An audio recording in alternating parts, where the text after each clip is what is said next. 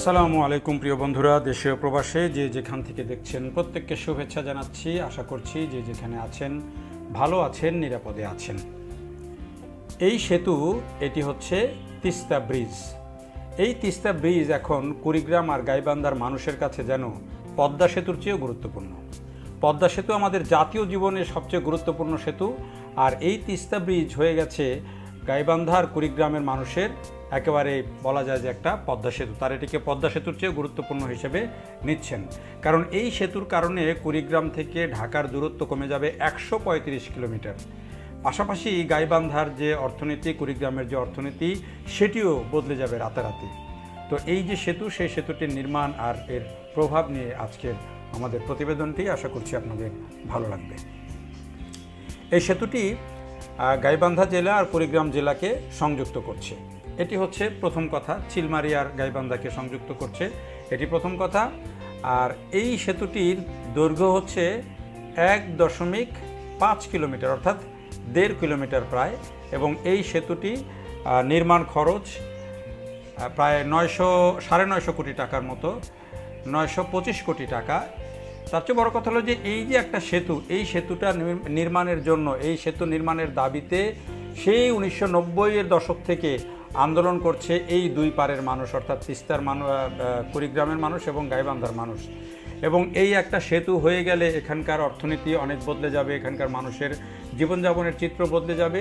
এ কারণে এখানকার মানুষ কিন্তু এই সুদীর্ঘ বছর থেকে এই দাবিটি করে আসছিল, কিন্তু সেই দাবি বাস্তবায়ন হচ্ছিল না। অবশেষে 2012 সালে গত সরকার, অর্থাৎ শেখ হাসিনার সরকার, একটি প্রকল্প নেয় এবং এই নানা রকমের সমস্যা, জটিলতা সব কিছু পার করে 2018 সালে এই প্রকল্পটিতে বাস্তবায়নের কাজ শুরু হয়, আর ঠিকাদার নিয়োগ হয়।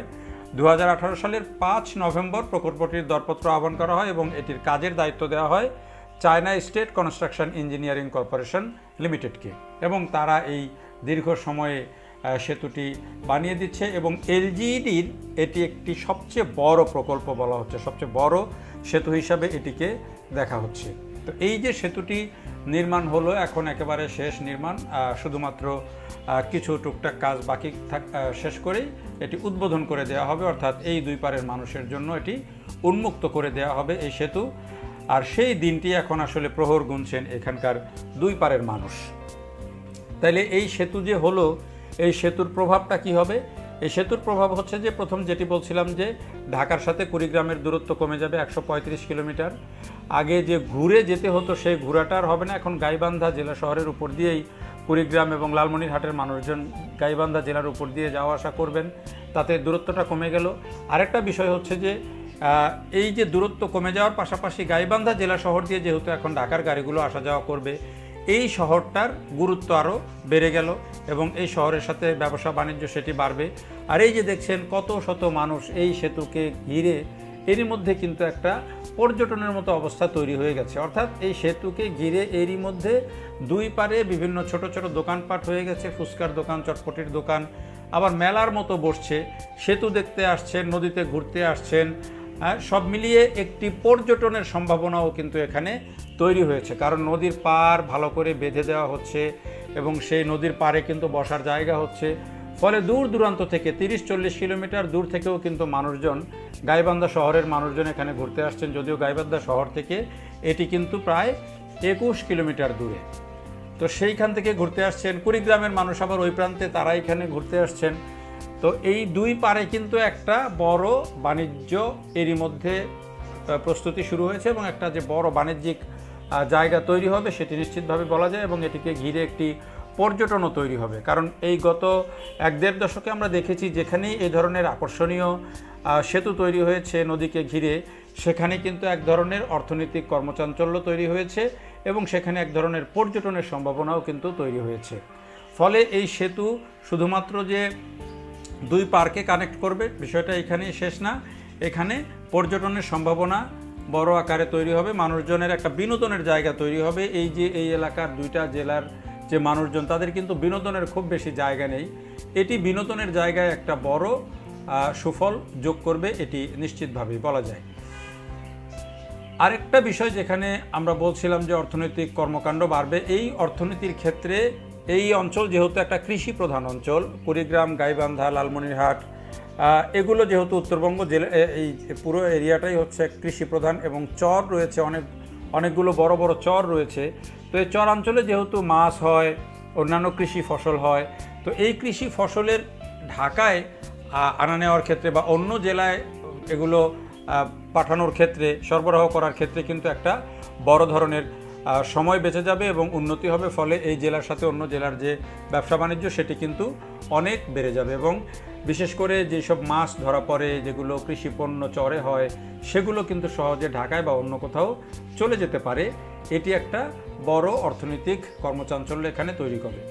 আরেকটা হচ্ছে যে শিক্ষা স্বাস্থ্য চরাঞ্চলের মানুষ সবসময়ই পিছিয়ে থাকে।